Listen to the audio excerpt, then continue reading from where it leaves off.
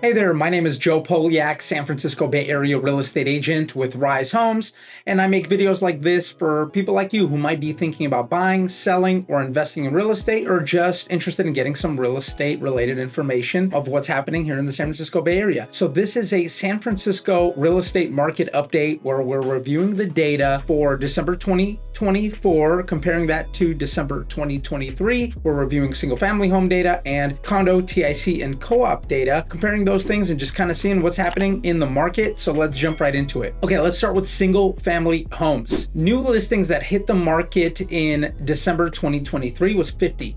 In December 2024, that number was 77. So that's an increase of 54% year over year. Pending sales last year was 94. This year, that number is 120. So that's an increase of 27.7% year over year. Sold listings last year was 121. This year, that number was 135. That's an increase of 11.6% year over year. Median sales price last year was $1,450,000. This year, that number is $1,534,000. So that's an increase of 5.8% year over year. Average sales price last year was $1,973,000 and some change. This year, that number is $1,773,000 and some change. So that's actually a decrease of 10.1% year over year. Days on market last year was 40. This year, that number is 35, so that's a decrease of 12.5% year over year. The number of active listings, this one is pretty big, is last year was 189.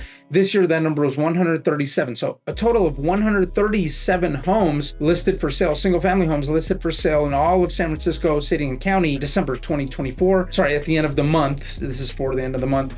So that's a decrease of 27.5% year over year. Percentage of properties sold over the list price last year was 54.5%. This year, that number is 72.4%. That's an increase of 32.8% year over year. And then percentage of list price received last year was homes were selling for 4.3% over their asking price. This year, they are selling for 11.4% over their asking price. And lastly, month supply of inventory last year was 1.2.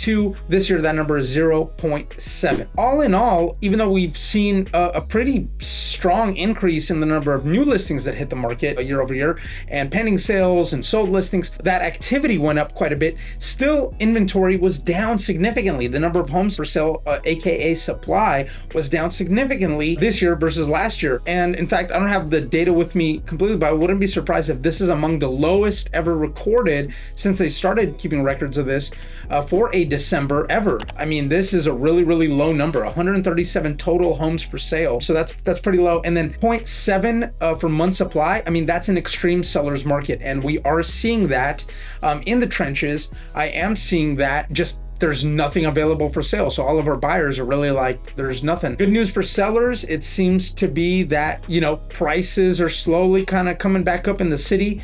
So let's see what happens. Condo TIC co-op, let's jump right into that. So the number of new listings last year, December 2023, was 83. This year, that number is 80.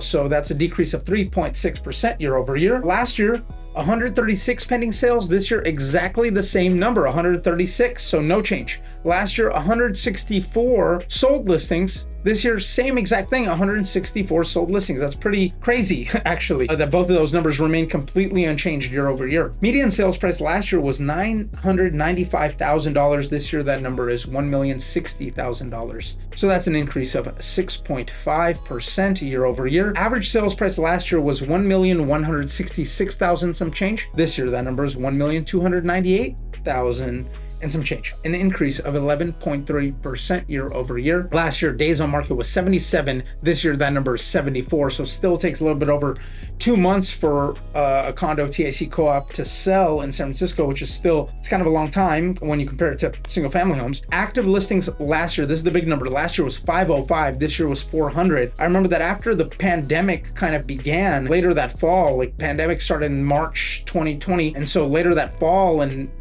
most of the year after, this number is over 1,000, right? There's over 1,000 condos, TICs, co-ops. The amount of supply just skyrocketed, caused it to become a buyer's market for condos, TICs, co-ops in San Francisco. And now that number Last year was 505. This year, that number is 400, a decrease of 20.8%. So only 400 condo TICs co-ops for sale in San Francisco. We are seeing that supply number just eating away and going down. So that is good news for condo TIC co-op owners. Not so good news, I guess, for people looking to buy, but hey, we'll see what happens. So percentage of properties sold over their list price last year was 22.1%. This year, that number is 23.2%. Percentage of list price received last year was 99%. This year, that number is 98%. So on average, condos, TICs, co-ops are still selling below their listing price. So that's interesting. Month supply of inventory last year was 2.8. This number is 2.0. So we are technically now in a seller's market for condos, TICs, co-ops in the city of San Francisco.